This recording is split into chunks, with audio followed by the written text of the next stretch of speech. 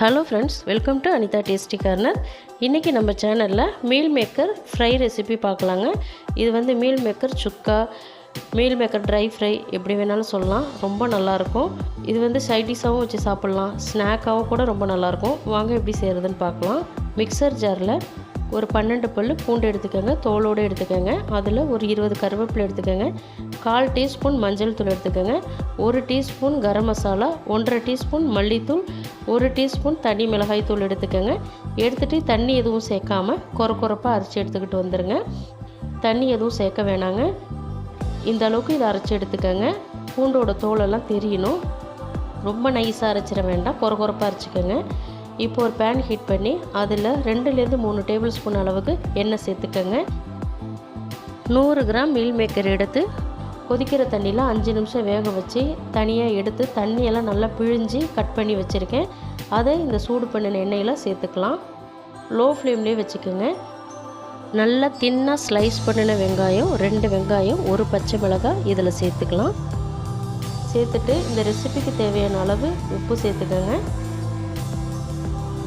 உப்பு சேர்த்துட்டு இதை வந்து லோ ஃப்ளேமில் வச்சு நல்லா எண்ணெயிலேயே ஃப்ரை பண்ணிக்கோங்க. வெங்காயமும் மீல் மேக்கரும் கலர் மாதிரி வரணும், அது வரைக்கும் நல்லா ஃப்ரை பண்ணிக்கோங்க.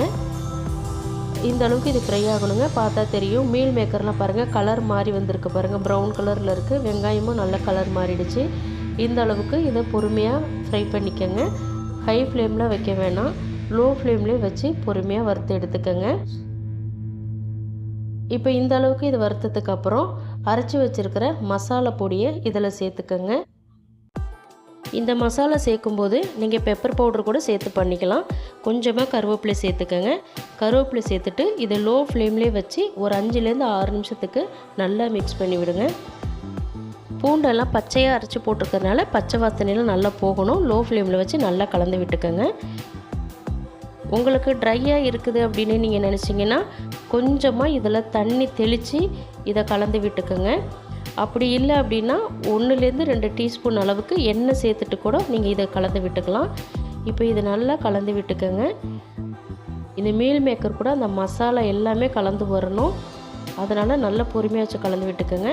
இப்போ பார்த்தீங்கன்னா தெரியும், மசாலா பாருங்கள் முன்னாடி தனித்தனியாக இருந்தது, இப்போ மீல் மேக்கர் கூட மிக்ஸ் ஆனதே தெரியல பாருங்கள்.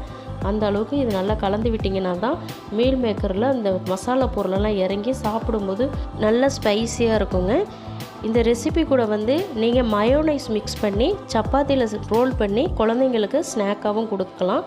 அதுவும் ரொம்ப சூப்பராக இருக்கும். ஸ்கூல் ரீஓப்பன் ஆகுது, ட்ரை பண்ணி பாருங்கள். குழந்தைங்க நிச்சயமாக விரும்பி சாப்பிடுவாங்க.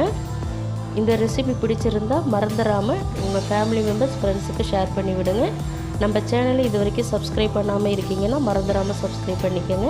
நிறைய ரெசிபிஸ் நம்ம சேனலில் அப்லோட் பண்ணியிருக்கோம், இப்போ செக் பண்ணி பாருங்கள். தேங்க்ஸ் ஃபார் வாட்சிங்.